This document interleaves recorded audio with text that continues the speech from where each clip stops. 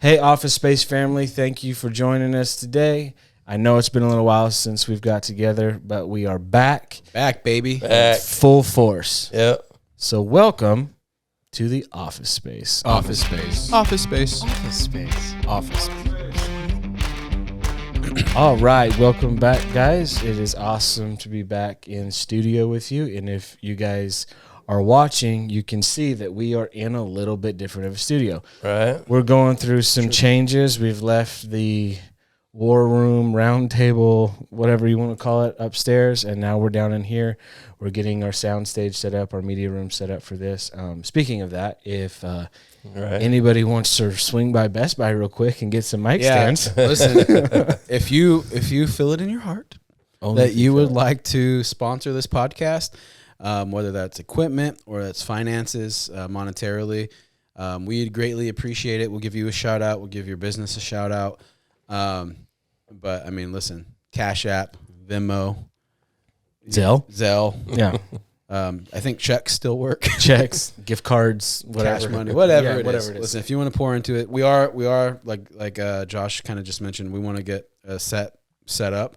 But in the meantime, this is kind of where we're at, and we like it. It's nice. Hope it's comfortable. So It's good. anyway, Yeah. So now transitioning out of that, in preparation for the podcast today, we talked about maybe talking about some current events and making this a little bit more of a serious podcast. And so in that, I was thinking, man, what would be some of the biggest topics we could talk about that's affecting our world today in the current climate, political climate, with everything that's happening. And I really think one of the biggest things that's happening is Taylor Swift at the Super Bowl. How do you guys feel about that?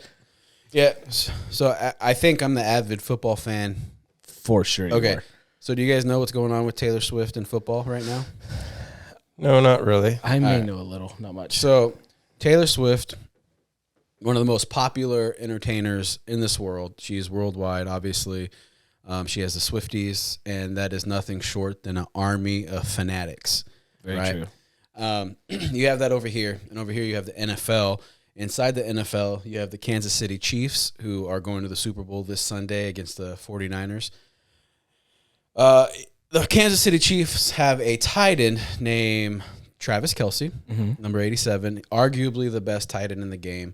Well, for sure today, he's the best tight end in the game, arguably one of the best ever. And they are dating, Taylor Swift and Travis Kelce are. And so this is causing... Lucky Taylor. Yeah, Lucky Taylor, yes. He's going to be in a song. Have you... Speaking of Lucky... He will be in a song. Yeah. She's already referenced him on stage in her concert. But speaking of Lucky Taylor, have you seen Travis Kelce, like when he just has that mustache? It's like a Tom Selleck. It's a good stash. That's a good stash. Yeah. Nice. So anyway, so what's going on right now is you have the fanatics that the Swifties are infiltrating the NFL. And it's fun, but at the same time, it's annoying as a fan because you see the tweets, you see the... What's a fumble? Can somebody? Why is there a yellow line on TV but there's not on the field? Like what? And it's like, listen, I'll teach you the game. Yeah. But you have to be willing to understand. This is the.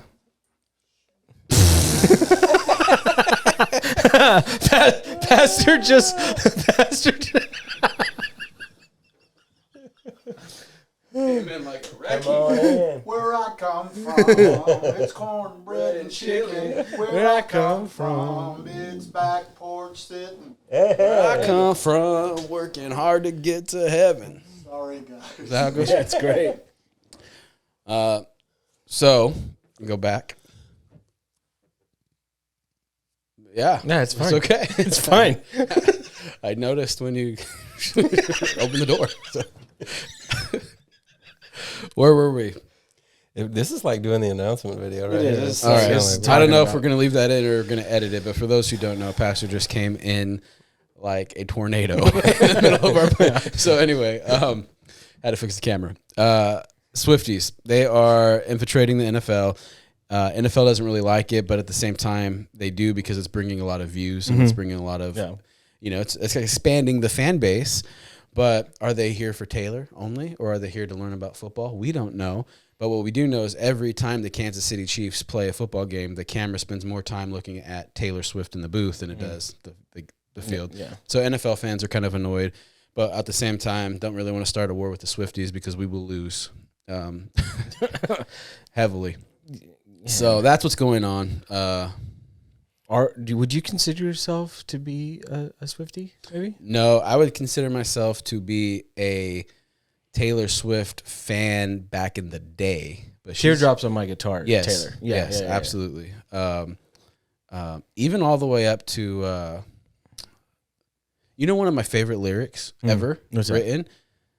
Don't you worry, your pretty little mind. People throw rocks at things that shine. That's a lyrical, that's gold. I appreciate that. So that's good. I don't think, I'm just going to say it. I don't think Taylor Swift can sing that good. I 100% agree with you. She cannot. But she can write a song. Yes. So yes, she's. What I think is both funny and sad is there will be genuine NFL fans sitting at home because a Taylor Swift fan is in their seat in the stadium. So you find that funny and sad, and I find that aggravating. Imagine if I just showed up in a Steeler jersey at a Taylor Swift concert. And I'm in the front row, and I don't even want to be there. Like I'm there. Just sit down through the whole thing. Yeah, like don't even care. I'm like, oh, you wanted to come in? You standed out. You camped outside of this venue for 24 hours, and you're in it. No, it's crazy, baby. Yeah, I wouldn't do it. Yeah, it's so that's an NFL fan right there. I will be honest, as I am kind of neither here nor there with it, obviously because I'm not like a big football guy. But with that being said, I can understand the frustration of just wanting to sit down and watch something. We all have kids. Have you ever wanted to sit down and, for you, probably MMA fight or something like that, or for you a football game? For me, it's a race or I don't know, something. And we're watching it, and it's just like the kids just and they're running back and forth. You're like, oh my gosh, I just want to sit and I just want to enjoy what's going on. I kind of think, no offense to the Swifties, you are kind of like the irritating kids that won't be quiet. I want to say this, that Josh's opinions do not reflect that of the Office Space, the Swifties. Here he is. This is Josh Sumner. 100% Josh Sumner. I'm not saying this. Okay, let me reword that. Good idea. The Swifties. Somewhere Swiftie just sat back down. I love my children with all of my heart, and I want them to be a part of my day-to-day life. I want to see them. I want him to sit down and enjoy the races. I want to play with him. I want to wrestle with him. I want to do all of those things. But there comes a point in time where it is good for you just to kind of stay in your lane. Like, so maybe that's not better. So what he's saying is, Swifties. Way to fix it. What he's saying is, Taylor Swift fans, I don't even care. I love you with all of my heart. I do. I want to spend my day to day with you. I do want to spend. I don't hate when necessarily a Nashville Taylor Swift song comes on, but a New York Taylor Swift song, I'm not a biggest fan. There's a difference. There's a difference. You can say what. I'm not against T Swift or her Swift. Our song versus what is it? Everyone thought it was Starbucks lovers, but it's Starstruck lovers. But it came. See, that's different. So anyway, anyways, so that is the Taylor Swift debacle. But okay, so now we're talking about like big stars and stuff like that, and Travis Kelce. Yeah. See, I don't know anything about football. And Taylor Swift. If you ran into a celebrity, do you get starstruck? I'm going some here with this, but do you fangirl over stuff? I don't. I absolutely don't, and I know Pastor Dave kind of does. Depending, tell him about your boxing glove. Okay, so I have this boxing glove that is signed by Roy Jones Jr. That's awesome. Right. That's what I say. Yeah. Now, however, this guy over here, he's like, this is no big deal. It's still just a glove. What difference does it make? And I'm like, it's signed. No. It's signed by Roy Jones Jr. Yeah. So to me, that's because he was my number one fighter. Yeah. Okay, but why does that, the fact that he signed, like he took a Sharpie and he did his thing and he's like, now you have it. Why is that more valuable? Like why? I don't get it. Like, it doesn't, like, okay, he signed it. Well, for me personally, it's because this guy is a true talent. Mm-hmm. Like I have these super fights in mind, like Sugar Ray Leonard and Roy Jones Jr. in their prime. Well, I got to see one of these guys while they were alive in their prime in my lifetime. Yeah. Right. And I got to get his autograph on this glove. Yeah. See, I get why it's cool. Like I get, like especially like even as a football, and not just football. Like I'm a sports fan, and I'm a fight fan. Like I get it. Like I get like it's cool to have it. I don't know why it's more valuable. Like I wouldn't spend money on it. Is what I'm like. I wouldn't. If it was a gift, I'd love it and I'd keep it and I'd be like, hey, yeah, so and so gave it to me. It's pretty cool. And I think I'd like it more the fact that somebody gave it to me than I would even that their signatures on it. Well, yeah, my wife was nice enough to get it for me, and she heard me say one time, because sometimes I think like, okay, it's probably signed by his secretary. Yeah. You know, that's what I actually made that comment, and afterwards she said, I hope it's really signed by him because I give a lot of money for that thing, and it was a gift to me. So And on that- twofold, Make it that. special. That would make which yeah, thank yeah. you, honey, for giving me that glove. It's amazing. It's authentic. I love it. That's not what you said off camera. Well, No, We but didn't I, talk about it. I was and just kind of the like, and I get it. Like, I understand both sides of the argument. Is like, why fangirl? Why is this more important? I like fighting more than I do football and stuff, and I know a little bit about that. But I'm definitely like a motorcycle guy and like race cars and all that kind of stuff. But I see what I'm saying is I see both sides, because I would not necessarily be as excited to pay for, say, something signed, like a plastic off of the side of a dirt bike from like Travis Pastrana. Like that's cool. Like that's like, cool. it'd be cool to have something signed by Travis Pastrana. see, like- look what you're doing over but here. see, now. it's cool. It's cool to have it. It's cool. It yeah. is. But Am I gonna think pay what more I for would, it? but what I would Probably. fangirl over is like if I had a Harley tank signed by Indian Larry or something. So, because he's not alive anymore. He wrecked his motorcycle. He is a motorcycle legend. But then I could even say, even if you put the two guys in the same group, where you have a guy who's a motorcycle legend like Indian Larry, who I would like be almost beside myself if I got something signed with him, because he's just super cool dude. But then if I got something signed by Jesse James, like that's cool, but I don't know. You know what I mean? And here you said something that I think is a game changer. It's kind of key, is that like he's dead. And once somebody passes, like you'll never get anything else from them. You'll never get their talent. Because why do we fangirl? Yeah. Like why are we fanboys? Why do we get? Because they're talented, they're good looking, they're cool. Yeah. They provide something that as humans we're like, oh, I like that. Yeah. Like we're all humans. We are all just people. That's and, true. And that's where I get like I get what you're saying. No, like 100% if I ran like we both like Fedor. If I ran Exactly. into Fedor, I'm not gonna go for the selfie. I'm gonna be like, dude, thank you for like I love your fights. Yeah. Like you're the man. Like Right. thank you for the experience that, and maybe ask him a question that I can then be like, hey, dude, I just ran into Fedor. This is what he said. But the idea, like, I'm just gonna take a picture. I'm gonna put it on Instagram or whatever. Like that does, like to me, like emotionally and like that does nothing for me.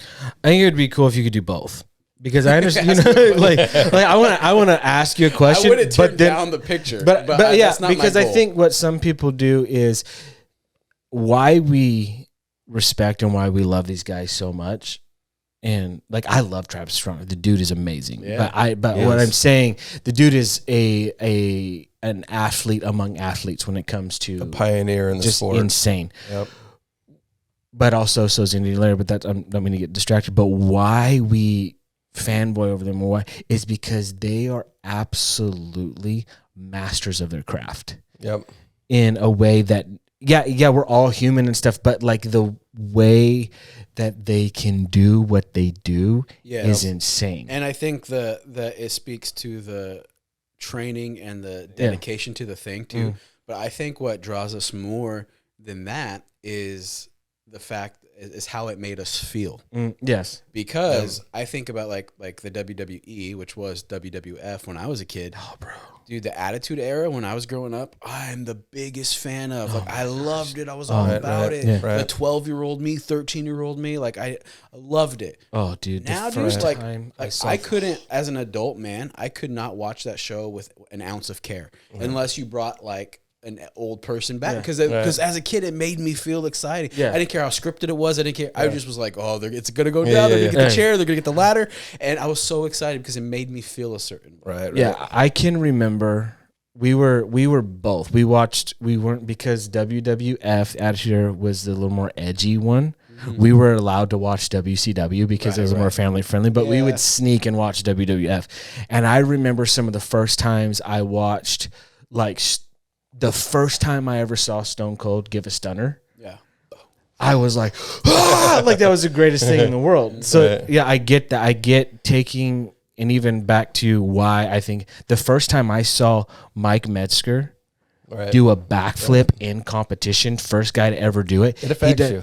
Yeah. He does he goes from ramp to dirt, which for those of you that understand, like that's one way to do a backflip, but he was also the very first person to follow up from ramp to dirt backflip, and then he went from dirt to dirt backflip in competition, and the place went absolutely insane. I can remember watching that X Games, losing my mind that Metzger did a backflip in competition. It was crazy. And then going back to the kind of what the point I made earlier is like, and once they're dead, once they pass away, like you're never gonna feel that from them the same. Yeah. Like maybe if it comes on later, and like if it's a song, for example, you hear it and it flashes back, and you're like, man, I remember where I was when But you know, there's an added wrinkle to this too. When we mentioned Fedor, guys like Fedor or George St. Pierre, these kind of fighters, they are humble. That always for me. Fedor looks like he's about to fall asleep before a championship fight. He's standing so confident, and then after the fight's over, there's none of this. I told you, it's just you were a worthy opponent, and he shakes the hand. He's humble. That for me takes that champion to the next degree, to the next level. But is there? Let me ask this because and we won't get too much like in a UFC like tangent, but. It's okay. Is there a level? That's how I feel about football. Is there a level of cockiness that you also root for? Like there are some fighters that just absolutely turn me off. Like I'm like I hope you get knocked out first round. Anybody with the last name Diaz. But then, right. But then there is like a Conor McGregor or like a Sugar Sean O'Malley confidence that I'm like, oh, he's about to bring it. Like he's gonna mess you up. Yeah. And listen, I don't want you to. You know, you don't have to like the fighter. You don't have to like UFC. We can have a difference of opinion or whatever. Like, don't. Yeah. Like, we're just talking here. But is there a level of pride or confidence that even if it's to the flesh is attractive? Or are you just like, you know what? I see that and I'm out. Well, I heard it from one of the fighters. He goes, love me or hate me, just buy my ticket, you know, for them. Yeah, absolutely. They're like, who cares? Just pay for the tickets, you know? So, but personally, I mean, I like a humble champion. Yeah. It's a good role model. Than the other. But even on the football field, like there are some people like when they trash, here's the difference.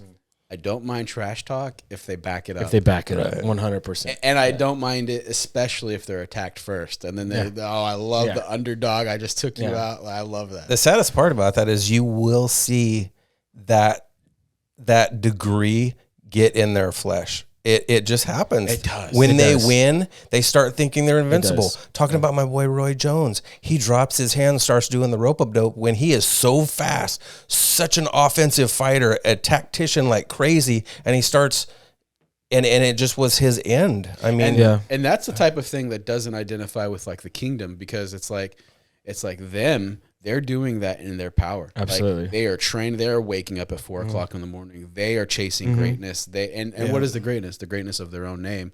In the kingdom, it's not, you know, it's him that does anything great through us. Exactly. So that's where, but it's, dude. Yeah. And one of the reasons why I was bringing like the whole fanboy up, and if you like do that is because, and even echoing kind of what you said, that it seems so much more crazy after the person has passed to own something of theirs, something they signed, is probably because one of the other things that is happening in the world right now, or has happened in the last few days, that affected me a little differently than I thought it would have. And maybe you guys will care, maybe you won't, but it's something I wanted to maybe bring up, is Toby Keith passed away from stomach cancer. Toby Keith, yeah.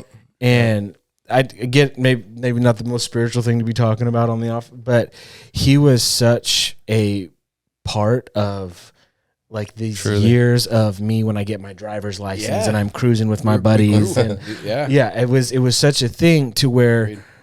I even told Chelsea the other day, Pastor Chelsea, we're sitting when it happened and it came up on my Facebook feed or whatever. I was like, she goes, what? And I said, Toby Keith passed.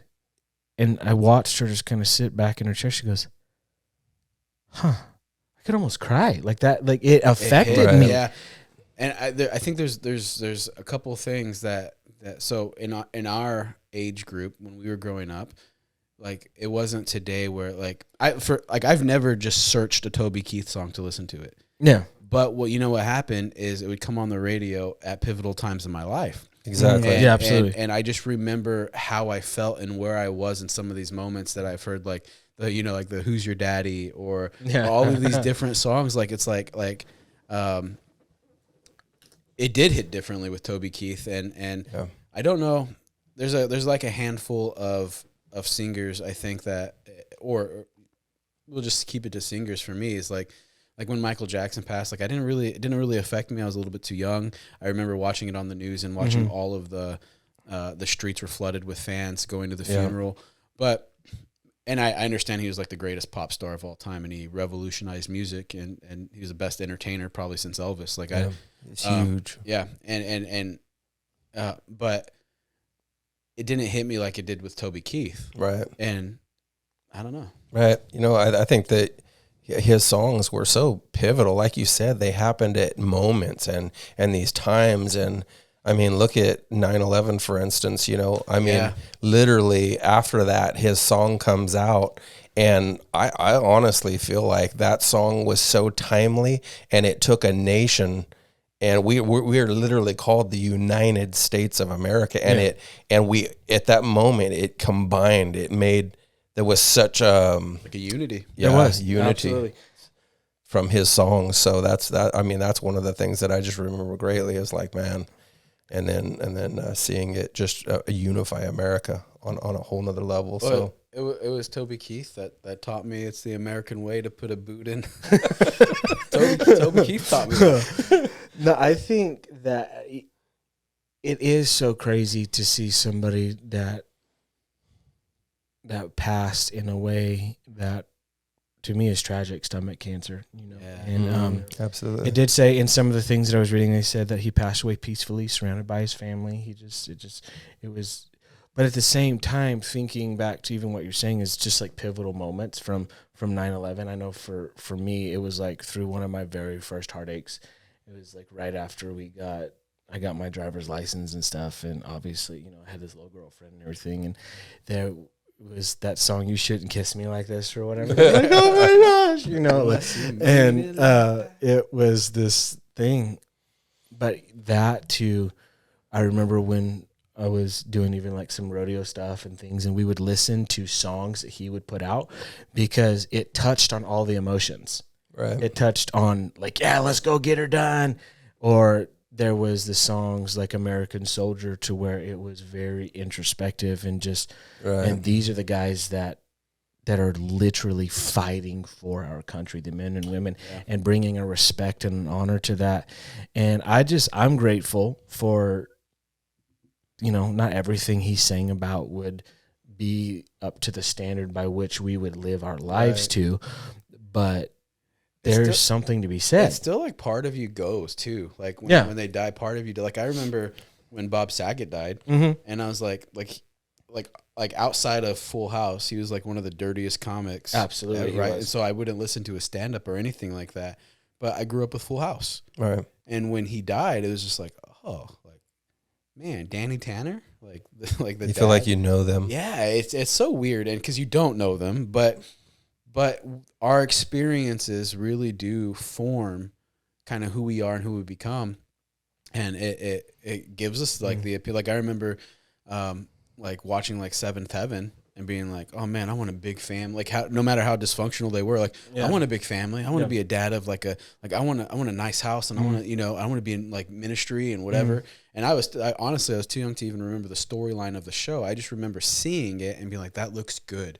Right. And I think that these experiences kind of help form who we are. And then when the people who we're behind them die. It's like, I think, and even echoing that a little bit is, it's funny how culture really does shape who we are.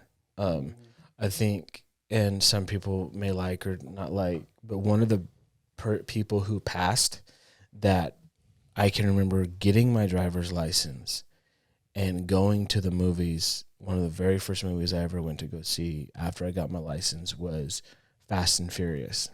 Oh yeah, and Paul Walker. And just got your license. Yeah, I had just got my license. Great movie. Yeah, and I can remember, and I just lost my and license. just pretty much, yeah. I was in like a 1989 Ford Taurus with the 5.0 V8, and just doing donuts, Mom. Sorry, in the parking lot, and it did. I think those movies really impacted me, kind of being a gearhead. Like thinking fast cars and motorcycles and all. Right. And then the day that he wrecked in that car, it really messed with me. I have buddies that got in their cars and were a part of the procession. Like, and I was doing everything I could to get there for it.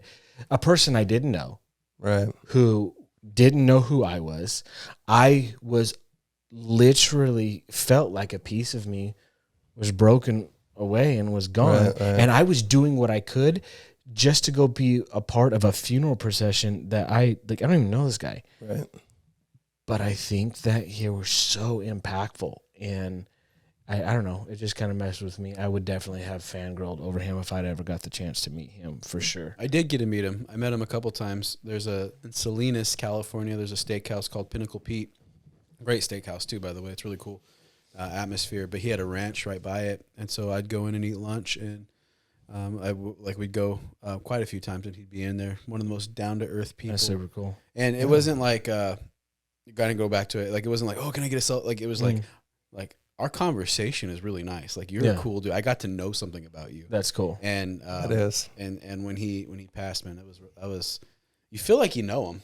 Yeah, you do. And you feel like you know the Bob Saget, or you know the Toby Keith. Yeah. You know, and part of it though you do in a little, because they're pouring out who they are. Like their passion is acting or singing or whatever, and we're fans of that. Right. And, I think anytime you pour out passion and you get to experience that, it's a little intimate. And we'll go back to Toby in a second, but wouldn't it be so cool if, as believers, we really lived that type of lifestyle about what we're genuinely passionate about? It just oozes out of us to where such a way.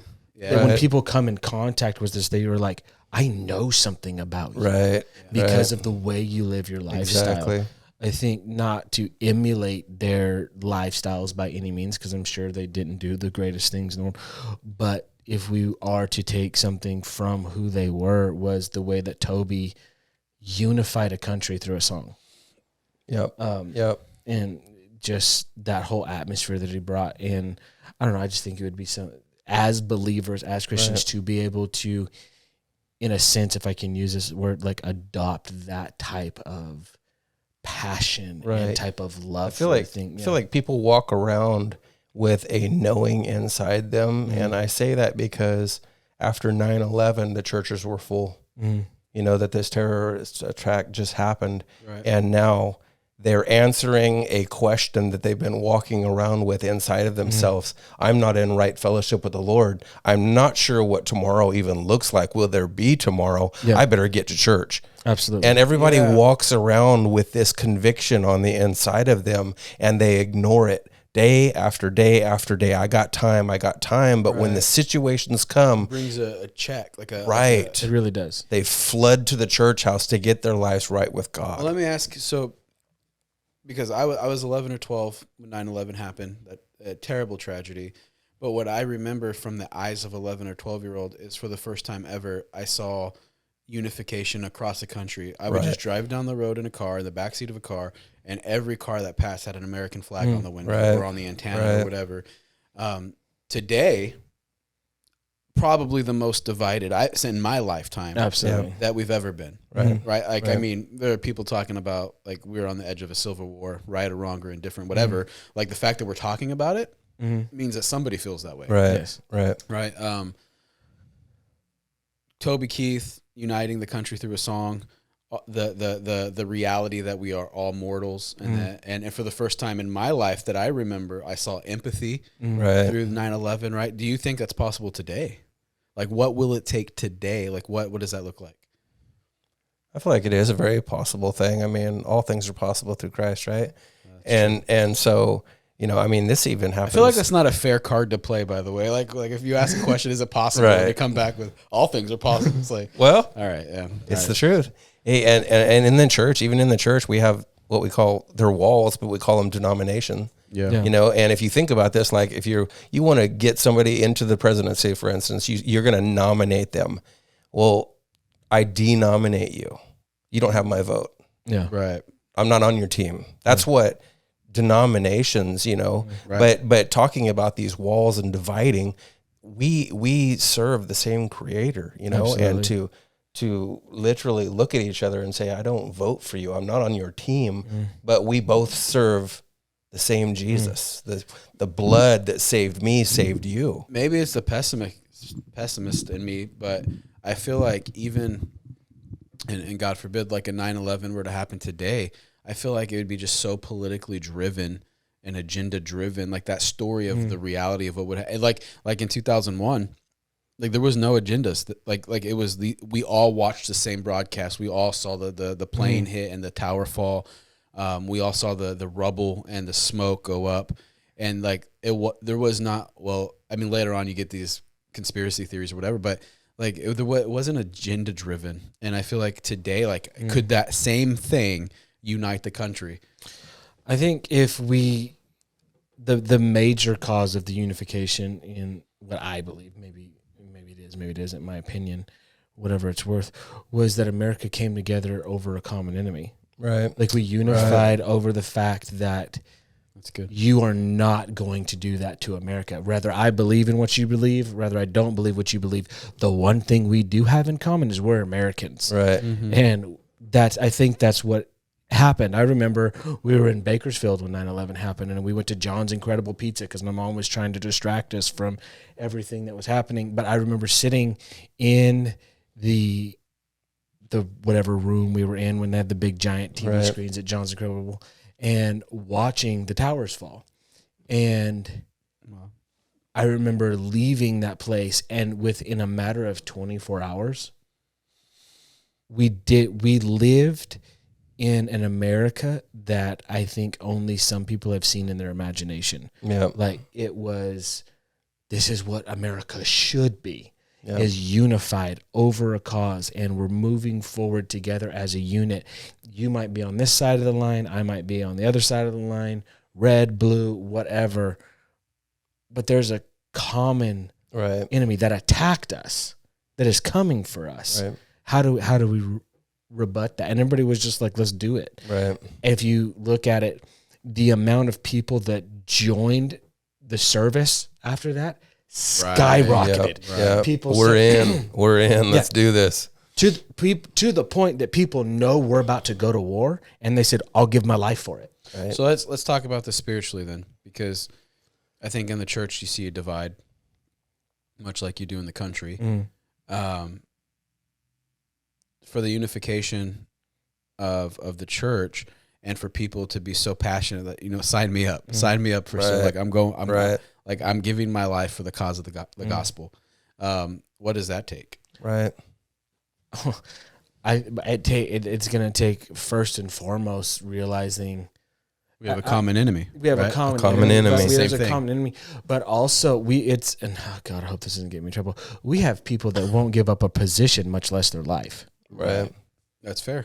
Right. That like I will fight tooth and nail to sit down in the seat of a position so that I have a title on the nameplate at the front of my desk, but refuse behind closed doors to lay down their life. What about the opposite of that? Of I won't take a position because of my American dream, because of the thing. That's very true. That's very true as like, well. Like God, you're calling me to this thing. I'm just gonna kind of do my thing and That's love you valid. from here. That's valid. So you see all these dynamics, and it's like I remember when we lived in Nashville, there was this skit that they did. This just came. I haven't thought about this in over 20 years, probably more than that. And there was this skit, and it was this girl that was being called into mission to be a missionary, and her whole song that she sang was, Lord, please don't send me to Africa. You know, like, Lord, please don't send me to Africa. I remember singing this song, and then out of like what they had set up as the jungle, like all of these people jumped out and said, the Lord's sending you to New York City. And she's like, New York City? But it was this thing of, I am willing to lay down what I have to lay down as long as it's within the parameters of what I accept. Yeah. Like, I'll lay down what I'm doing now as long as it feels as if there is an elevation of my position and not a demotion. Yeah. And this to me is what it's like. We're so fortunate. We're so fortunate to be Americans first and foremost. Like to be a Christian, an American Christian. I feel like we are fortunate in the short term, but may suffer in the long term. Like I feel like been to Ethiopia. Like it's easier to be a Christian in Ethiopia. You don't have the distractions. You don't have the temptation of the American dream and all of these things. It's just stripped down, and you're preaching the gospel. You're there for Him, and like as Americans, it's so like the whole my parameters, like my American dream, what I want. I get a say. I'm part of a democracy, and you have to hear me. And I have rights. I have rights, and I can speak my truth, and you have to let me speak my truth because that's what it says. Like I'm allowed to do. And in the kingdom, it's not like that. No. It's not a democracy. It's a theocracy. It's a kingdom. Absolutely. You have a king, and he tells you what's right and wrong, and you have the truth, not a truth. And I think that when we try to bring those two together, we run into problems spiritually. What about that dynamic of like, what do you guys think of like being an American and being a Christian, and how do you? Well, I mean, I think do both successfully, I guess. We got to go to Jesus as the model. I mean, he had rights. And when he stood in front of Pilate, you know, he told him, Pilate said, don't you know I could crucify you? And he said, you have no authority over me except what's been given to you. Yeah. And he said, I willingly lay down my life. So he took his... What you know, even told him, he goes, I could call down a legion if I wanted to. He said, I'm doing this willingly. And we somehow lose the idea with the American dream. We start chasing this instead of his dream for our lives. And I mean, look at this. I think of this often when Jesus went to Peter after Peter had outright denied him, fulfilled prophecy, outright denied him over and over 3 times. And then Jesus goes to him and he goes, Peter, do you love me? And Peter goes, yeah, Lord, I love you. And he asked him 3 times. And at the 3rd time, Jesus puts the stamp on it. And he says, Peter, if you love me, then you'll feed my sheep. And that's the thing right there is this is what we're doing. We're supposed to feed his sheep. Do you think that there is a limit to how much you can pledge allegiance to America as a Christian before it jeopardizes your walk with the Lord? Because, I mean, when you read through Scripture, and this is how I interpret it, and I'd love to hear what you guys think, but, like, you're a foreigner in a land. Like, when you are born again, you're born into a kingdom, and you no longer belong here. We live here, but we are ambassadors of Christ. Like we are here like an embassy, and I don't know like how, and it's almost like I feel like it's like there's like this backlash of like, well, no, I'm an American, I'm patriot. I'm like, no, I get that, but you also like you have to pledge allegiance to the kingdom first and foremost, and then if anything American gets in the way of that, then you have to deny that thing, right? No, I think that's when it comes into play. You have to decide if you're going to be an American Christian or a Christian American. Like we have to like, what is the thing that defines me? Right. Now, do I walk in the light of His Word? Is that what guides me? Is that what directs me? Is that how I move forward in my life? There has to be a separation of some of those things. That I run my life according to what His Word is and to what His standard is. It's funny. Like I know the mission work that you guys did and the stuff that my parents were involved in and Mission 111 and Carl and Jen and all that kind of stuff. And maybe I'm whatever, but I think that there are different types of mission trips. I think there's the American mission trip, and then I think there's missions. Right, there's an experience. There's an experience of going over, like, and nothing against either one. I'm not saying one is better than the other, but there is something about saying, I am going into the bush and I'm going to do whatever I can, ride motorcycles through the jungle to reach unreached tribes, which I know that you did, versus I'm staying at the Ritz and I'm having breakfast next to the river.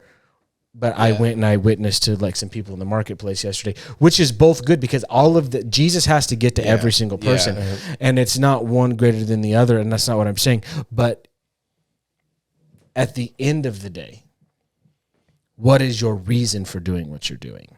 Is it the American dream? Because I think the American dream, the American dream is, I have a 6-figure salary. I live in a nice house, white picket fence, 2.5 kids, 2 cars, and a dog. And my family, we go to church on Sundays. Right. And there's this 1950s Leave It to Beaver looking mindset. But in the reality, that is almost something that doesn't even exist. It is, they have made, the American dream has been created to be this something that we all say we want to obtain. Mm-hmm. But where does that exist in Scripture? I think exactly. I think that's what I'm trying to get to, is that I see the church getting hung up because they're trying to both chase God's will and the American dream. Yeah, and it doesn't work. They're not the same thing. They're not the same thing. They go in different directions. Jesus says, deny yourself, take up your cross, follow me. America says, no, build up your name and your kingdom and do what you want because you are an American and you have that freedom. Jesus says, no, I died and I bought you with a price. You don't have a freedom anymore. There's only freedom in me. Right. And so if you're in me, then you find true freedom. And I think that it's easy to with the good intentions, right? But we know like good intentions can be the first thing to send you to hell, right? But like with good intentions, we're gonna be like, you know what, I'm gonna follow Jesus and love Jesus, but I'm gonna be this best American me that I can be, and then we get hung up, and I hate to see it. Yeah, it can be a touchy subject too. When you're talking about like we've went through a lot of transitions from talking about Taylor Swift to the political atmosphere of America. But I think in all of it, it's a touchy subject. Well, everything that we've talked about today, in one way or another, it all affects you. Yeah, it all affects somebody. It's real. Yeah, it's real stuff. To us, or maybe to me, like I really don't care if Taylor Swift dates Kelsey or not. Like I could care less. There's a certain part of me, even to the extent of some of the political things, like I could care less. There are certain things that I want to be there. I didn't vote for who I voted for because I liked the person, but because of who he would put in offices that I knew would get things that I stood for to pass. Sure. Roe v. Wade, like all of that kind of stuff. Right. But at the end of the day, it really comes down to, are we pursuing the kingdom of heaven? Right. Exactly. The Bible promises us that on earth as it is in heaven. And what happens when we're sitting there and we're proclaiming these things and we're saying these things and we're living a certain way, and maybe this is, I don't know, maybe this is the transition, I don't know, but then it comes knocking on your door. Mm-hmm. I say on earth as it is in heaven, your kingdom come, your will be done. Right. And then the thing that I thought I was going to obtain, the thing I thought I was going to have, like it's not happening. Yeah. Right. How do we respond to those things? And what's cool, I know I'll just say one of the topics, the topic of today we had kind of discussed was going to be a little bit more of a serious podcast. Like we didn't want to, nobody's getting leg hair ripped off today. If that's what you turned in for, it's not happening ever again. But we wanted to seriously talk about encouragement. Right. And as we're talking about the political atmosphere, I think it's a good segue to go into life for a lot of people right now is crazy. Yeah. It just is. Yeah. And what do you see happening when life is going crazy? Prayers seemingly aren't being answered. The declarative statements in the scripture that you're standing on seems like, man, I know you're real, God, and and people are even taking that stance like, I know that you're real. I know that you love me, and I seek you, and I've prayed, and I've fasted, and I'm doing all the things that I feel like I'm supposed to be doing. But I really need something to happen. Right. You know what I mean? Right. Like how I mean, I don't know who wants to kick it off, Aaron, Dave, whatever. What do you see encouragement as? Right. Like in those situations, or maybe not in those situations, whatever perspective you're coming from this topic at. Why don't we kind of go into that a little bit? So just in the way of like an encouragement, you know, it's something that's been absolutely rolling around in my heart for almost a month now. And I've just kept referring to it in different instances, but it was a situation that Paul got himself in, and he was preaching the gospel and had been beaten and put in prison and everything like this. And then it came time for him to represent himself. He didn't have a lawyer or anything. He was going to represent himself. And so he when it's going to go before Caesar and really contend for his own rights, you know, for about him being a Roman citizen, and you know, and at this point he said that he was getting ready to go on this journey, and they were going to take himself, and they were going to put prisoners on this ship, and they were going to send them over, and he was going to stand in front of Caesar. Well, when he got ready to go, an angel of the Lord came to him and said, it's going to get rough. You know, he says, but take courage, because Paul, you will stand in front of Caesar. You will. At the end of this journey, I will meet you there. We will be there together. And they didn't give him a lot of details. And I feel like, man, this happens for us in life. Like, we are going through these storms real. When it knocks on your door, just it hits you, and you're going through a storm, and you have to go back to what the Lord told you. He said, in the end, I'll be there. And so when they get ready to get on the ship, Paul actually looks at the other guys, and he goes, hey, guys, I feel like if we contend and we go, he said, we're going to encounter very bad storms, very bad winds. And they looked at him. He's the man of God, the voice of the Lord. And they looked at him and they go, what do you know? Yeah. And they looked at the captain of the ship and they go, what do you say? And he goes, it'll be fine. So they just totally rule him out. Right. The voice of the Lord. And they go on this journey, and sure enough, they end up in this typhoon wind, and the ship literally gets shattered into pieces. And the thing is, he told him, he goes, look, if you know how to swim, you should probably do it. He said, if you don't know how to swim, this thing's going to be in pieces, grab onto planks. He says, but I know what the word of the Lord said. No matter what it looks like, we will make it. He has given me a promise. And whether you got to swim, whether you got to hang on to a plank, we will get through this thing. And next thing you know, he's over here in a land standing, you know, before Caesar, and literally the fulfillment has been prophesied in his life, has come to pass, and he's standing there, you know. And I feel like that's something that we can always go back to, is not the waves, not the ship, not the pieces, but what did he say to me? Yep. What did he say to me? And I will make it, no matter what this thing looks like. Yeah, that's really good, and that's part of my what I'm going to talk about is, you know, you need encouragement whether you're doing good or you're not, whether you're right with the Lord or you don't. You can find yourselves in places of needing encouragement, and talking about kind of the storm and the voice of the Lord in the storm. If you look through the Bible, you find people in a boat in the middle of a storm who were disobedient to God, and you find people in the same situation who were absolutely obedient to God. You look at Jonah, right, who is a prophet of God. He is a carrier of the word of God, who is in complete disobedience for what God wants for his life. He gets on that boat, and he's headed to Tarshish, and a storm comes up, and the dude's sound asleep in the bottom of the boat. complete disobedience, and then a storm comes upon them, and they're like, somebody's fault. We'll start tossing people overboard. Right. And Jonah's like, no, it's me. Like, it's me. And he confesses that, and he gets thrown overboard, and the storm stops. But the word of the Lord was there in the midst of the storm, in the disobedience.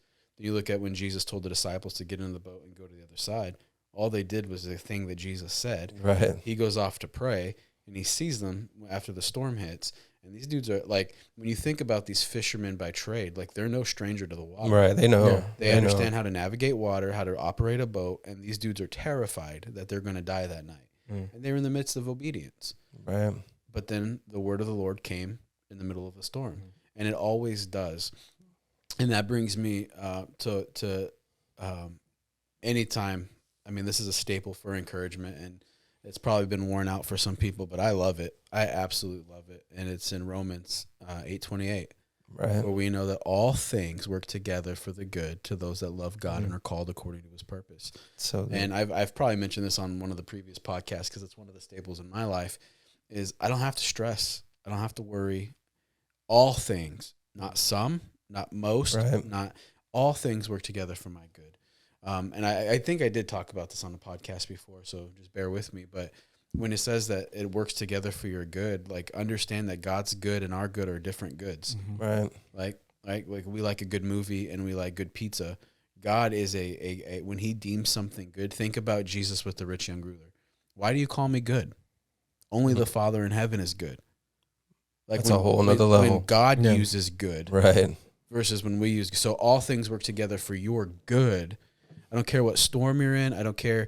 And it's not that I don't care because I don't care about you. It's that I don't care because I know the end result. Like, I know his goodness and his faithfulness will follow you all the days of your life. Right. Right. His goodness and his mercies. Like he's never going to leave you or forsake you. And I think that, we get so caught up in, well, I'm going through this because I did this, and I'm going through this because I did this, and sometimes it's just you're going through it because God is getting ready to do something amazing in your life. Maybe you did it, maybe you didn't, but if you love him and you're called according to his purpose, that thing has to work for your good. Right. I love the fact in that is that it says that all things work for your good. They're employed. Yeah, they have a job to do. The troubles are actually working for you. Yeah. Yeah. I have a question. When the word talks about encouraging yourself in the Lord, Oh, man. this is what David did, encouraging yourself. What is for instance, for either one of you guys, where there has been times, good, bad, sometimes it looks like everything's going fantastic on the outside, but I need somebody to encourage me, but then that person doesn't show up. Right. If you feel comfortable sharing, or if you have a, for instance, testimony, whatever you want to call it, what's something for you guys that has done that and has been there for you to where you've had to encourage? I don't mean to put you on the spot. No. The first real thing that really came to me was my dad was a pastor, and in him developing cancer, we were standing in faith for his healing, and healing in my mind was one thing. I thought here and now, end up he passed, and when he passed, I was at a fork in the road at that point in my life, and I for one of the first times, it was kind of like a gloves off moment, Lord, and I didn't know what to do, but I just said, man, I know that your ways are higher than mine, and that your thoughts are higher than my thoughts, and that there's a real genuine right now he is in a perfect body. He is walking, breathing, and moving on a level that this life cannot offer. Absolutely. And I'm extremely excited about that. And even to this day, in any form of ministry that I'm in, I always feel like the baton has been passed to me, and I'm running with it. And so in that, it's like that's something that I go to is like, Lord, there is no defeat with you. There's only victory, and that's something that that I kind of always just have to go back to is like, Lord, I know your ways are higher than mine. I don't have to understand it. Yeah. I'm with you. We're good doing this thing. So I would say encouraging yourself in the Lord is one of the greatest forms of intimacy with God, because you're telling him, like, my trust is in you. I believe in you. And when you quote his word to you, or you meditate on his word. And that's what I do a lot more than anything, is like his word is always in my mind. Right. Like it's like it's situated. And what I found out is usually I need to encourage myself in the Lord when somebody doesn't understand, or they don't know about a situation. Maybe they don't understand where I'm at with God. Maybe I'm in a place because, like, I've been in a place because of my own sin with the Lord, right? Like I've been like in a place where I need grace from people, and I need God more than anything, grace from God. But I knew God's grace was there. I didn't know if people's grace would be there. Right. I didn't know if I was going to receive the grace from the church, but I knew I'd get it from the groom. Exactly. Right. And so in those moments, I find myself encouraging myself. A lot of times I encourage myself when I feel like I'm misunderstood, but I know that God gets me. Yep. Lord, you know my heart. Right. You know that like there's nothing I want more than your kingdom in my life. And I'm a failure in many ways, and I screw up in many ways.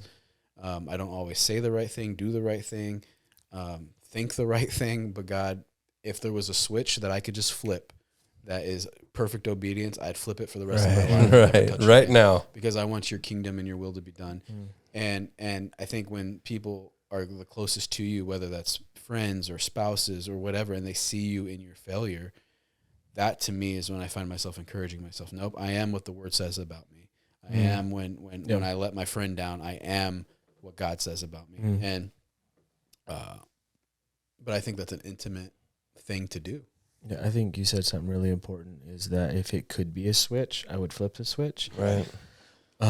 But it's not. And I've said this before, I don't know how many times, that Christ chose to come into the earth in a time where there was no electricity. Right. He could have chosen any time. He could be here, like he could have chose, I'm coming in 2023 or 2024. That's what I'm going to do. But he didn't do that.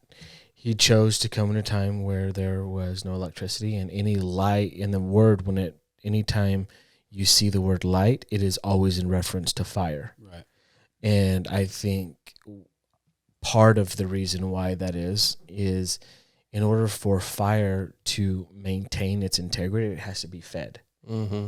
And I think when you're encouraging yourself through obedience, and when you're encouraging yourself through the word and just focusing on that, and that has to be fed. Right. You have to constantly be feeding a fire for it to remain fire. Yeah. And because if it was a switch, I mean, that would be really nice, but it's not. Right. And I think that as a group of men just in this room, and as leaders, that one of the most difficult things in the world sometimes when it comes to encouragement is it's something that you really, really would like, and very rarely does it come from the person you wish it would come from. Right.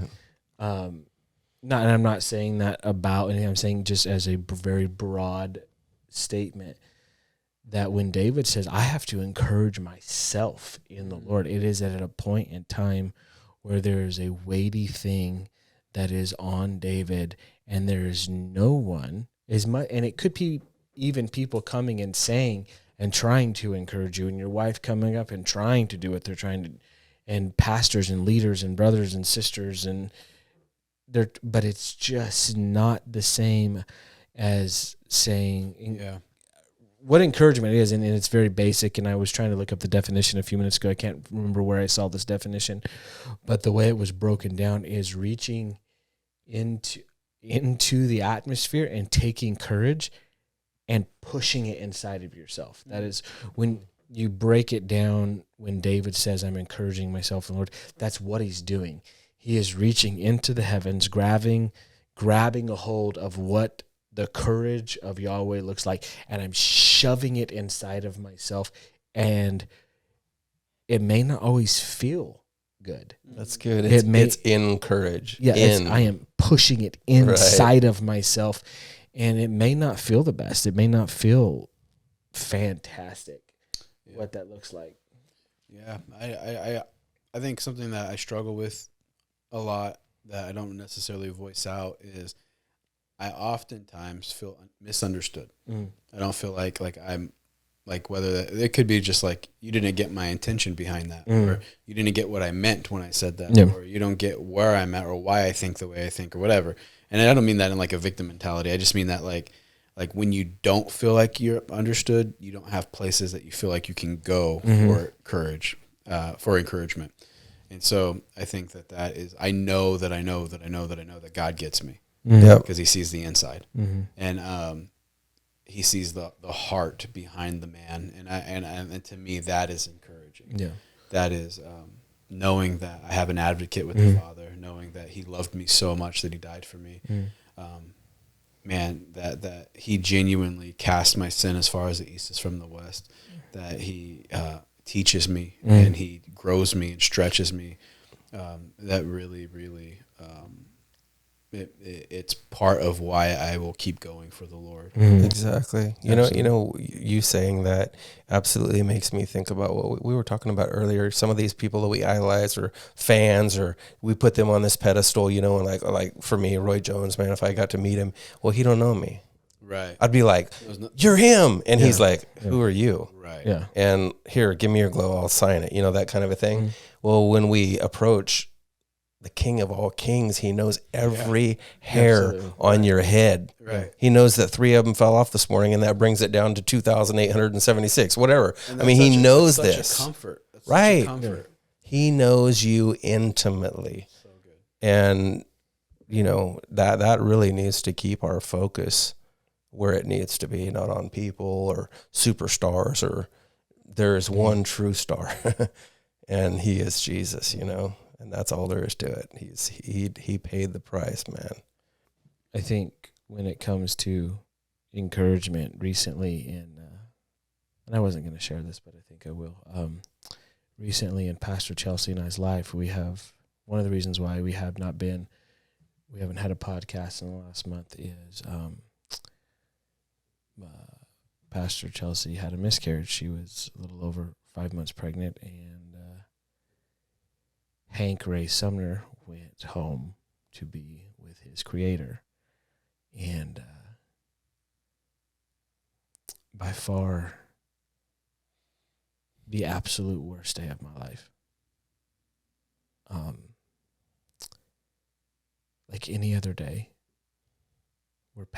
this is what's crazy, is we're past the point where we should be worried about anything happening. And I think that can tie into a lot of what happens with us as believers is we sometimes feel like we're past the point when we really kind of have to worry about anything. We've been doing this for long enough. We know enough scripture. And it wasn't that something came and knocked on our door and we opened up the door and invited it in. Like something came to our home and kicked the door down. Right. And there, like I said, it was just any other day. And she went, I was at home with the kids. She went to the doctor. And she calls me with panic in her voice and says, they can't find the heartbeat. You need to come get me. We have to go to Fresno Community.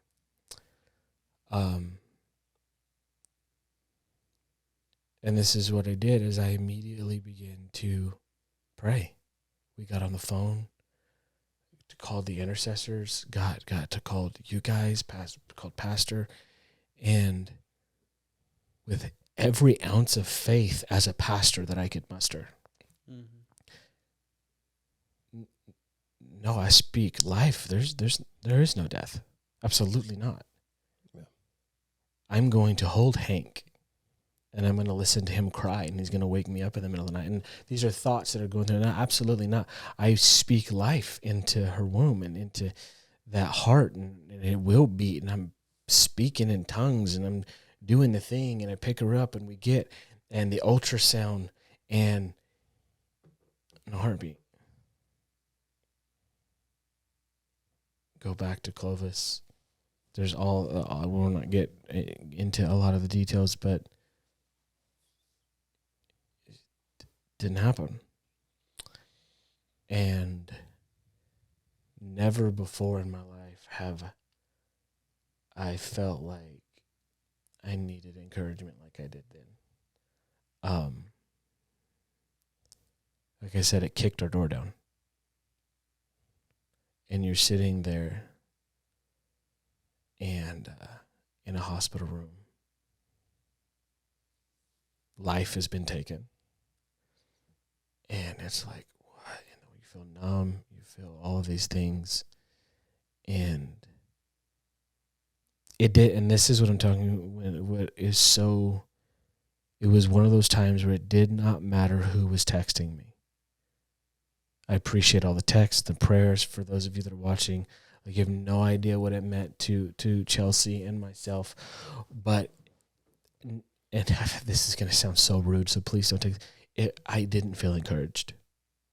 Praying for you. We love you. We got your back. As grateful as I am for that, there was something in me that was like, that's not it, man. Like, it's like, I know you're trying to be encouraging, but that is when I found out what David really meant when he said, I encourage myself. Yeah. Somebody could have walked up and in that moment handed us $10 million and said, sorry for your loss. And it would have been like, cool. You know what I mean? Like, Yeah. it's like, this is like, that doesn't do anything. And through tears streaming down Pastor Chelsea's face and having the question why, and it's perfectly okay to have the question why. Like, that's reasonable. Yeah. Why? She says this, and it broke me, and I wept. She goes, the only thing that I have comfort in this moment is knowing that when my baby Hank, when he opens his eyes, the very first thing that he saw was the face of Jesus. That's right. Like, I mean, it was like right. the most devastating and encouraging thing at the same time, if I can say it like that. Yeah. There was this thing in me that from that moment, no matter the waves of grief that came over, and I called Pastor Tim, and he was like, it's okay to be mad. And like, I'm not mad. I'm not angry at God. And that wasn't a thing that ever faced me. One of the things that anybody that knows me, that we've had any type of talks and things at times I've preached, is I really can, the happiness factor, like, I'm going to be happy no matter what. I'm going to have joy no matter what.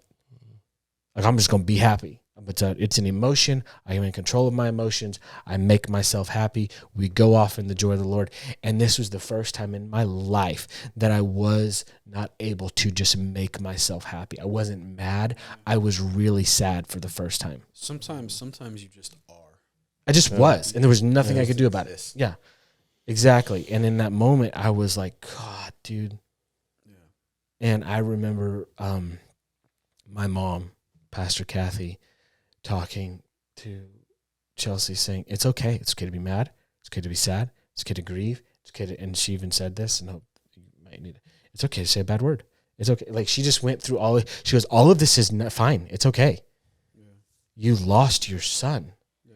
And I'm not saying this for a pity party or for anything. I'm just letting people know where, for the first time in my life, I really needed encouragement, but I didn't, but it was not. Yeah. What were you going to say? No, I'm just taking it in what you're saying. Like, I needed encouragement. Right. Yeah. I needed encouragement. And it didn't matter where I went or who I talked to, encouragement wasn't happening. Mm-hmm. And I had to reach into I related to David so much at this point. I'm not saying this to be braggadocious in any way. I had to reach into the atmosphere of the kingdom and say, I am going to encourage myself in the Lord. Yeah. I am going to be, I felt like Job. I did, because this is why I related to Job a little bit, is I felt like I was sitting in a pile of ash, scraping boils. Mm-hmm. And this is why I related to Job, is yes, everything was restored back to Job and like twice as much, and all of this stuff happened. But the children that were lost in the burnt down home, and when the earthquake hit, and those children didn't come back. Right. Yeah. That was the loss that he would have forever. But he looked at his wife and said, the Lord gives, the Lord takes away. This is what is happening. I refuse to do anything. And if encouraging himself in the Lord looked like sitting in a pile of ash, which people think was the home of where his kids were killed. And he's scraping, looks like a monster and is crazy. He said, I'm not going to deny the Lord. He's good. Right. One thing that we said is, I had to practice what I preach. He's good on the hilltop, and he's good in the valley. Right. He's good when I feel him, he's good when I don't feel him. He's good in tragedy, and he's good in victory. He's good in loss, and he's good in defeat. Yeah, there's knowing that in truth, and then there's feeling that. Yeah. And you were in a place for the first time where you couldn't feel it. Couldn't. And you had the head knowledge. And I think that that's the thing about encouraging, or whether you're encouraging or you're enabling, when you're putting that, like, I can say encouraging things to you, but if it's not getting in you, I am enabled to encourage you. But that's something that the Lord was obviously able to do. And yeah, you absolutely. did it in the Lord. But and if there was a thing that kept going over and over and over and over in my mind, was the verse, "No weapon formed against me will prosper." And I thought, but it did. That's the way I felt. Like it did, though. It did. I felt like it prospered. Though 1,000 may fall at one side and 10,000 at my right hand, it won't come nigh my dwelling. Well, bro, it came to my house. To my dwelling. It came to my dwelling. That's real. And then all of these thoughts and all of these things is like in proclaiming, anointing my home with oil, and felt like I had the blood pled and all of these things. And it came to my home. And then the scripture came to me. Not in the middle of all of this, but even just a week ago, the scripture came to me in Hebrews 12, where it says, "But my blood speaks a better word." Mm-hmm. And it broke me. It did in the moment. Yeah. Because in one translation, it says, "His blood speaks forgiveness and a better word than the blood of Abel who cries out for justice." Yeah. And it's like I did not need justice in the moment. Right. I needed the loving kindness and the forgiveness of Yahweh who came to this earth and said, I will bleed and I will die and I will be resurrected. I needed the blood of Jesus. I needed the better word. It was the blood of Christ that encouraged me in the moment. Yeah. It was his joy. It was his peace. It was his sacrifice. It was the fact that I knew you gave your life for me, but 3 days later, you were resurrected to give me my freedom. You gave me the keys of death, hell, and the grave so that I could walk in victory in the worst part of my life. Mm-hmm. His blood screams forgiveness for you.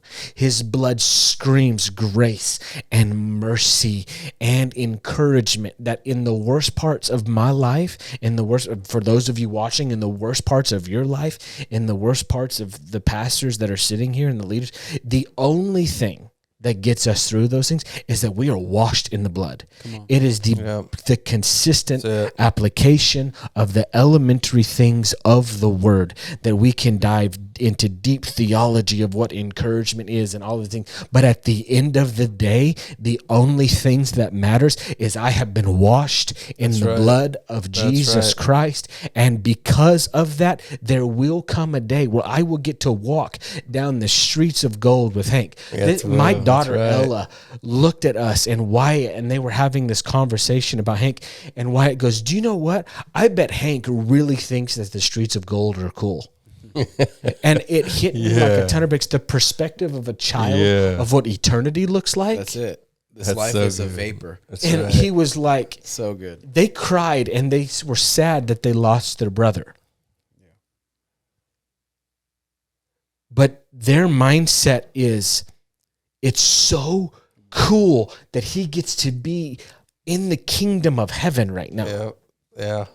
And that in and of itself, watching my 4-year-old and 7-year-old be happy about sad and grievous about the fact that Hank's not here. There's hope. But there was hope in them. There's hope. There's hope. That's encouragement, bro. It encouraged me. It encouraged Chelsea in the moment that, as even to this day, there is a sadness and a grief, and we've talked to people that have had the same thing, that it happened to them years and years and years ago. It's like it's not something you get over. Right.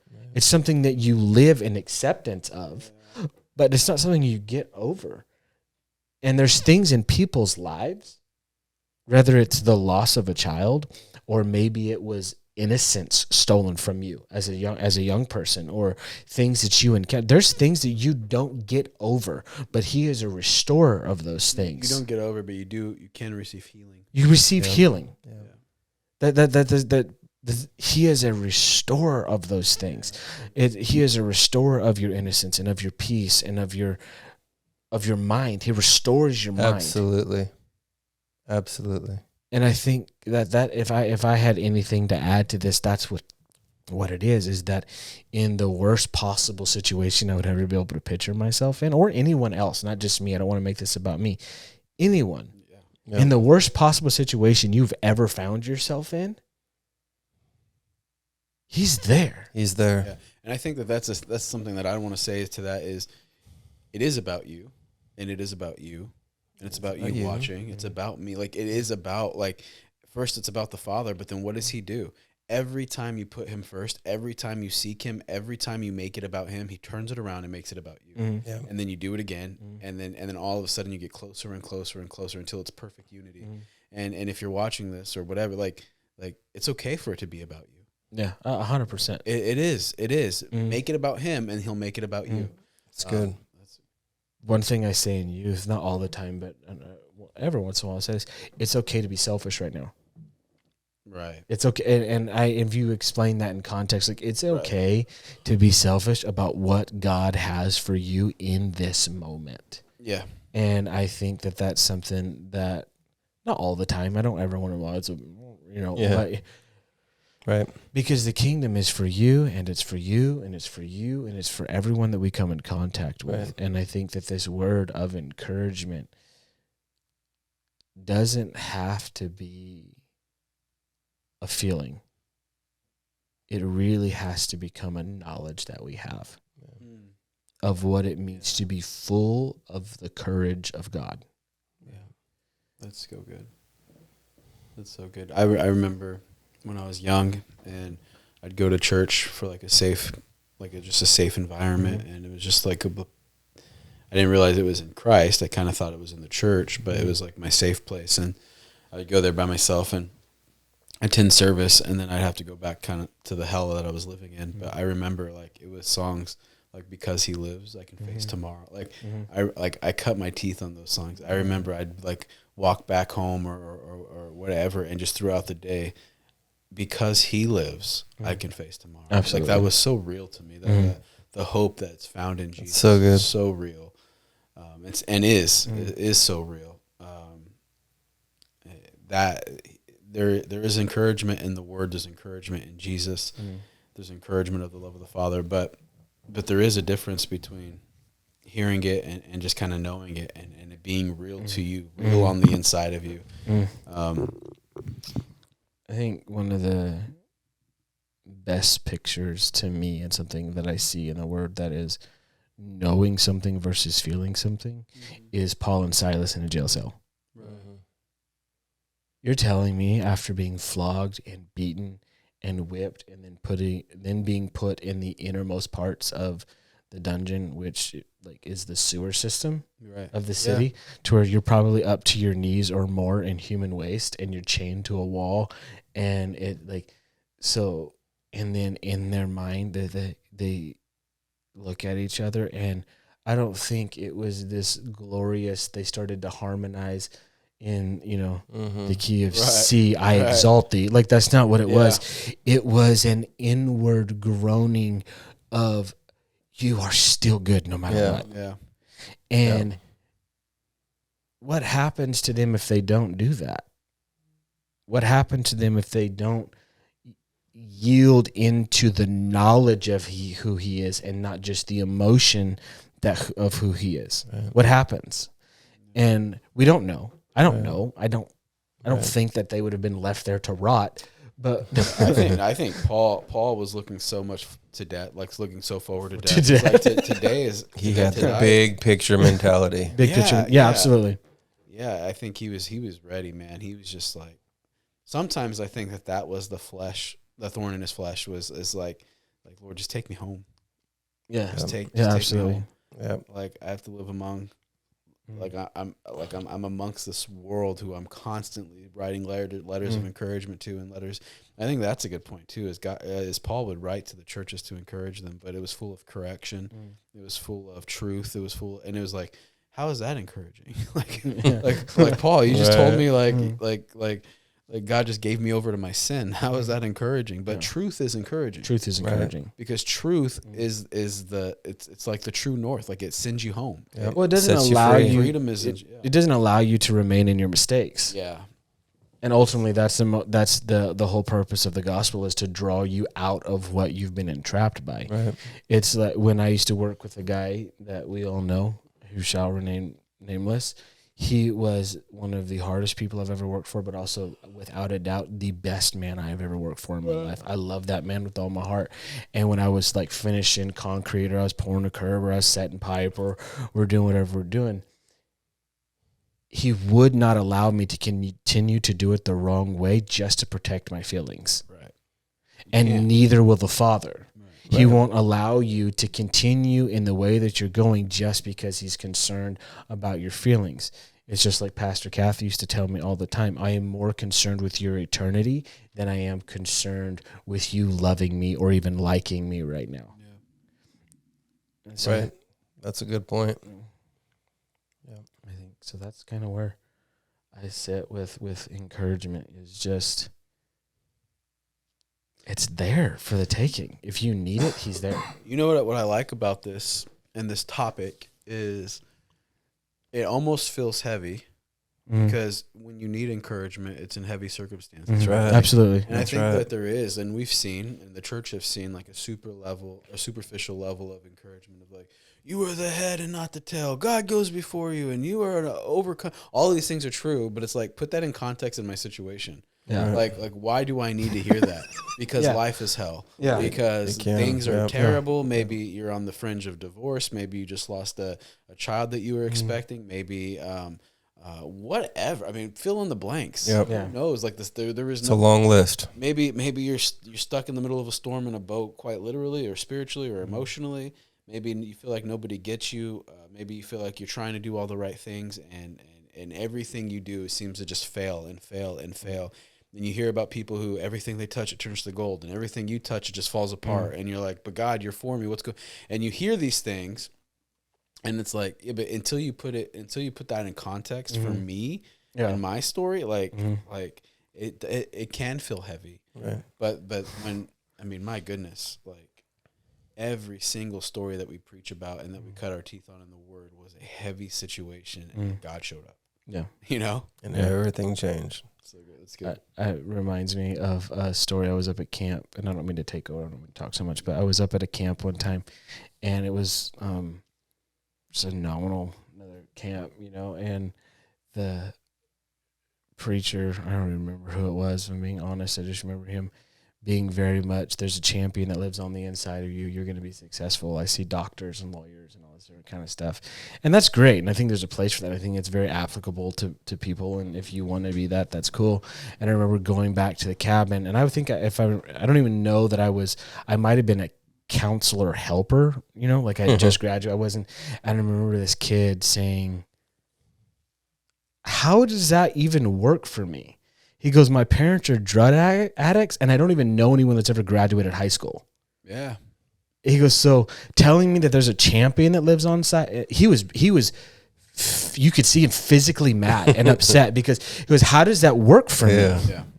How do you tell me that I'm going to be this champion and a successful person? Bro, I have to go home to a crack house. Yeah. I have to go home to... And he said this, he goes, to my mom turning tricks so she can get her next fix. That's what I live in. He goes, I'm only here so that she could get rid of me for a few days. And I'll never forget the answers that he was getting. Yeah, but you just got to believe the Lord. And it was so like generic, but nobody really knew how to answer him. And I don't even know that I would know how to answer him right now, to where he would feel this, okay, this is for me. But I don't know that it's not. Yeah, it's not in a word. It's in the word. But it's absolutely. But I mean, I was in similar situations growing up, and it's when I walked into the presence, I didn't need to hear it. Yeah, it changes everything. You know what I mean? Yeah. Like Yeah, I yeah, walked into a place where they knew how to usher in the presence of God, and they prepared the atmosphere. I didn't know at the time. I had no idea like what this magic was, right? Like why it worked. I just knew that when I walked in, I felt the presence of God, and it changed my life, and it made me feel safe, and it made me feel like I belonged. It changed my life, and I think that that is still the recipe for success. It's not a word that always comes out of your mouth unless that word is preparing the atmosphere for his presence to be there. Like, my goodness, why was the woman with the issue of blood healed? Because she got into his presence and touched him. Absolutely. Yeah. How come the woman at the well went away rejoicing? Because she got into his presence and got to know him intimately. Yeah. Same thing with the woman that was caught in adultery. Every one of these people, Nicodemus got to really experience what it means to have to be born again. When you get in the presence of Jesus, that's when things change. Yep. That's when things change, and that's when reality changes, because you stop looking at the circumstances and you look at the truth of the kingdom. And because he lives, I can face tomorrow. And it's get in his presence. If you want to encourage yourself, get in his presence. Go and dance naked before the Lord like David did. It's going to work. I look like a fool, shut the door and turn Just make sure the blinds are closed. But my goodness, put on some music and go. For me, that's not how I get in his presence. I don't dance around crazy. I don't. Yeah. I don't. I'm fine if you do, and I suggest doing. I just did. But for me, that's not it. I know how to get in his presence. Yes. And it's an intimate way for me. Yep. And he understands why I do it that way. Let's ask that question. Can we ask that question? Yeah. How do you do that? For you, how is so that way people, I don't mean to cut you off, Oh, but no, I think go that, ahead. like, how do you do that? How do you, Dave Yeah. Cox, what is your thing that will usher you into the presence of God? Like, because I think everybody kind of has their thing, you know, like Right. your key. What is your key? Right. I have to pull a Matthew 6:6 on the matter. I mean, it says go into your room and close the door, you know, and oftentimes I'll just go, for me, modeled by our pastor. I've seen him many, many times just lay out face down on the ground. And for me, that is a position that I want to be found in his presence. And so just to lay out face down on the ground and just get quiet, and I can feel, you know, feel his presence literally begin to come into the room. Absolutely. And then just begin responding by pouring myself out to him in more degrees. And then, and it's just this relationship where I can feel a tangible presence of the Lord, and just honoring him. You know, I think it's good to pray in the middle of the mall as you're walking down. Thank you for these shoes I got on my feet. Thank you that I got money. I can go into this store. Right. But conception doesn't happen in the middle of a mall. Conception happens behind closed doors. Absolutely. In quiet, in moments like that, when he takes something that you've known, a cute scripture that you've had on your mirror and you've quoted it for years, he takes that, and through his presence, he drops it down into your knower. Yeah. Absolutely. Into your living area. When it comes at your door and you have to walk this terrible situation out. Now it's not head knowledge, it's a knowing. Yeah. You know, and that's I hope that answers that question. No, it does. I don't know. For me, two things that if I'm desperate to get in his presence, this is a go-to for me. I have to be on the floor, face down, just kind of like you mentioned, and I re-give myself to him. Yeah. And I go back to Good point. I go back to the 12-year-old who walked in the rain to That's church. good. And I said, God, I've never stopped pursuing you. Right. I might not have the same heart, or I might have shifted, or life has hit me, but God, I have always pursued you, and I'm pursuing you now. I haven't good. changed. You haven't changed. Meet me here. And his I'm telling you right now, if the hotel, when I worked, now I only work a couple days a week there, but overnight, if they were to watch security cameras, they'd be like, why are you laying on the floor? That's so good. That's good. I'm right there in the office on the love that. floor. I can't tell you how many bathrooms I've just gone into, random bathrooms, and laid on the floor in the disgusting bathroom to get to the presence of God. I've done it in chapels and hospitals. I've done it here in the bathrooms. I've done it. I mean, I will go lock myself, and nobody knows about it. And I don't want anybody to know about it. It's me and the Father. Right. And I will go and I will hit the floor in the bathroom in my own house. and it doesn't have to be a bathroom. It just turns out that that's a place with a door you can lock and people don't ask questions, right? And you just lay down and you get things right, or you get into his presence and you encourage yourself, whatever it is. But I feel like I say this all the time, if there's a lower place than the floor, I would lay there. Yeah. That's the thing. Absolutely. I just want to get as low as possible and posture myself in a way and go back to God. I have never stopped pursuing you. I give myself to you again. Yep. Here I am, and That's it. I feel that. Ooh, and I feel that. That's how it works for me, man. That's awesome. That's what changes things. Yep. I agree with that so much. I think Same question goes for you. Let's hear it. Oh, I think I have to do it. It's different, but the same. I guess at the same time. I don't know. It's Joshua said to build the pillar so that you can go back to it and we can tell the story for generations. Right. And when they crossed over the Jordan and all that kind of stuff, it's very much that for me when I am in a position to where I need the Lord and I'm like really need to encounter his presence and stuff, I have to very much mentally go back to some of the church services that I was a part of when I was a kid. And that may sound weird to people. Encounters, yeah. But there's certain encounters that I had, and then there's sometimes I have to put that back into practice.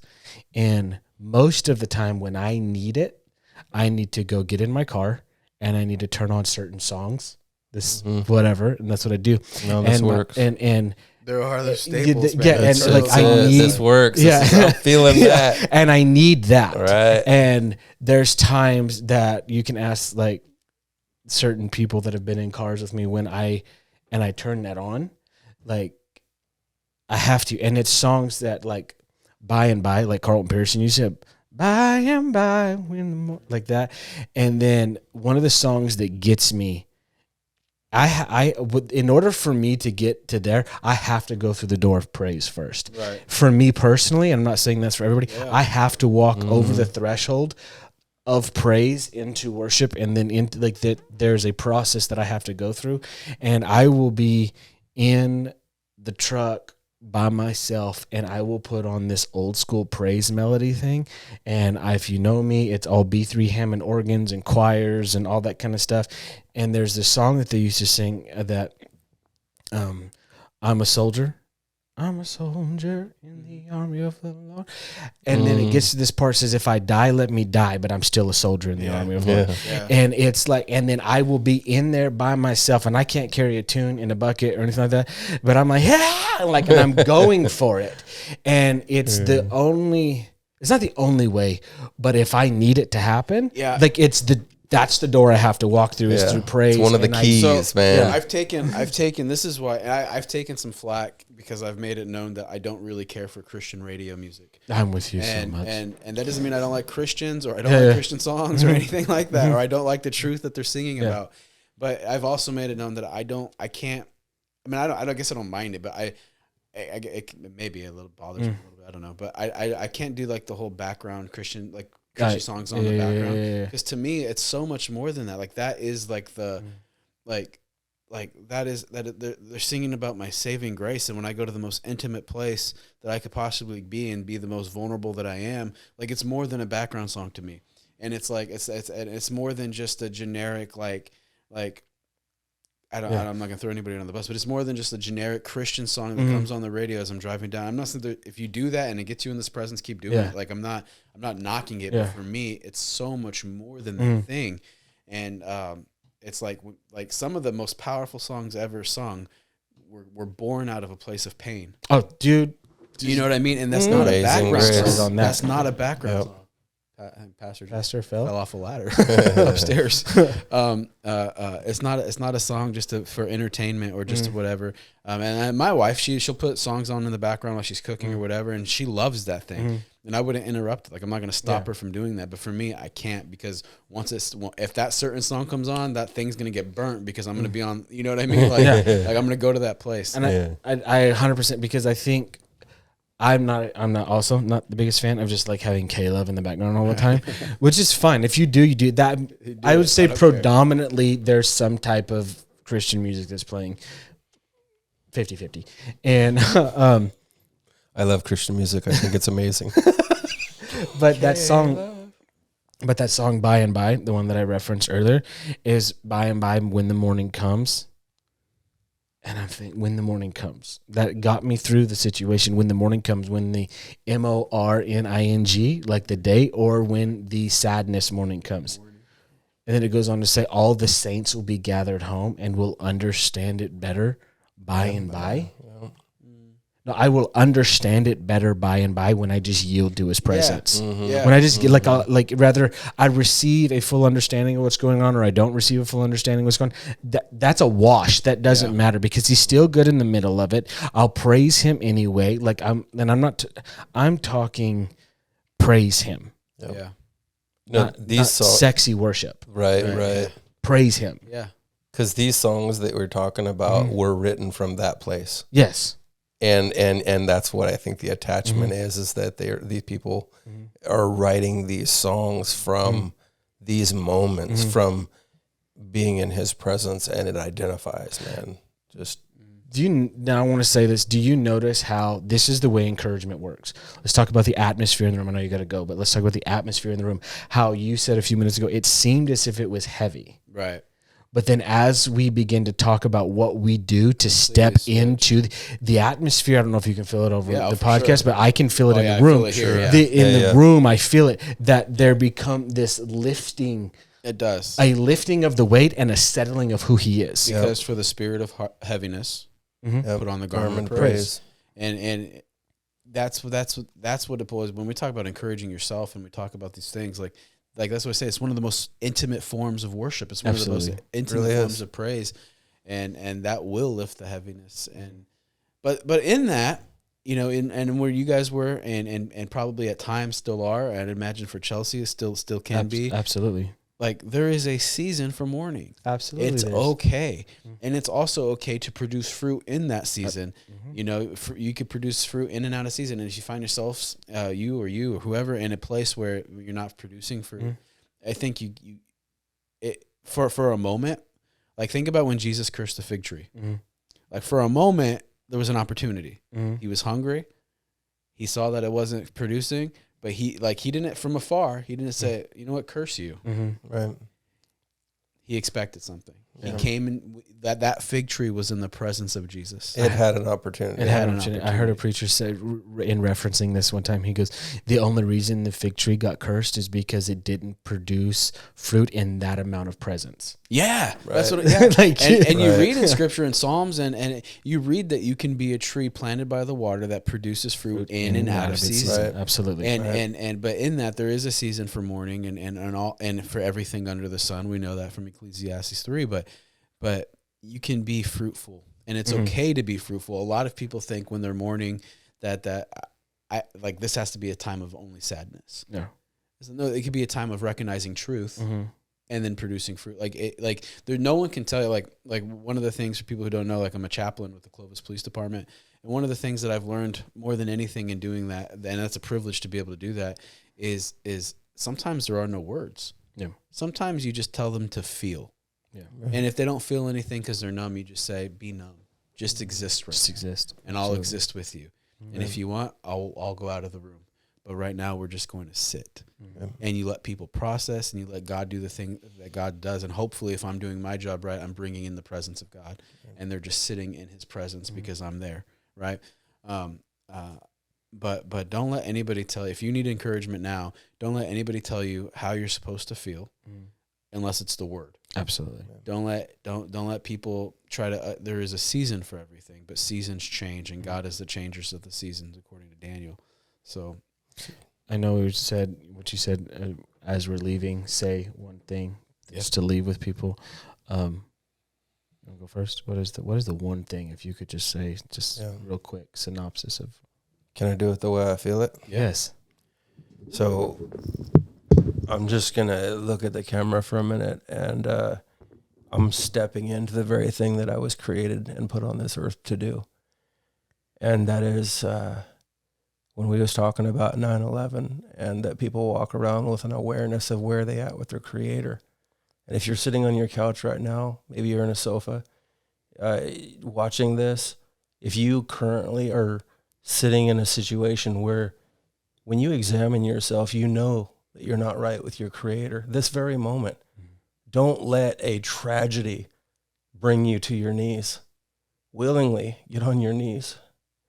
Ask the Savior to save you, and he will. Right in your living room, right where you're at. It's the greatest thing you will ever do with your life is to surrender it to him completely. So in a final thought from myself today is that don't continue walking around knowing you're not right with him. You are not promised tomorrow. You're promised right now. And you can give your heart and life to the Lord, and you just simply surrender to him. Say, Jesus, I know that you are the Son of God. I know that you died on the cross, and it was for me. I receive your blood for the forgiveness of my sins. Thank you for saving me. And he will. And old things get passed away, and all things become new. So I really encourage you to make that decision even here and now today. Absolutely. It's the greatest thing you can do with your life. Absolutely. No way I'm going to add to that. That's it. No, that's it. If there's one, we asked each other, like, if there's, let's end the podcast, and we should do this every time, but if there's one thing we can leave you with, like, as if we're never going to speak to you again, like, that is it. That's it. That is it, is give your life to Jesus. If there's anything that we could, I mean, there's no words, like the words don't exist to stress how important this is. Go, if you've left him, go back to him. Go back to him. Absolutely. If you've never experienced him, just ask him to reveal himself to you.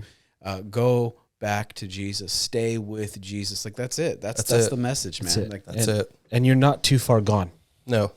Yeah. And it doesn't matter if you are, I'll speak for like a preacher's kid.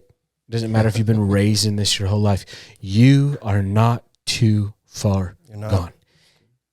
He will kick down doors to get to you. He will get in the muck and in the mire and in the mud and in the filth and in the depravity that you think that you are.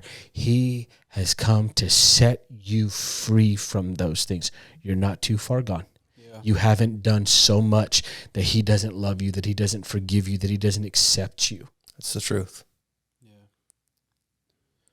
That's it, baby. That's a wrap. That's it. Hey.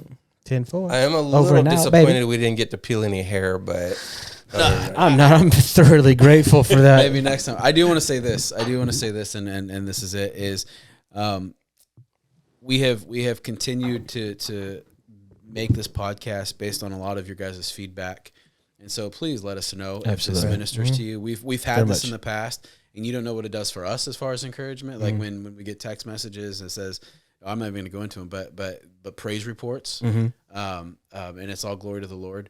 Let us know, man. And if this is ministered to you, share this, like this video, and share it. Not because we care about likes or anything, but because we want to get it out. Yeah, we're not doing this to keep it to ourselves. God has changed our lives, and we know He can change yours, and probably has. So let's get this thing out. Exactly. And we will see you next time on Office Space. 100%. 10-4. Over and out. Office Space. Office Space. Office Space. Office Space.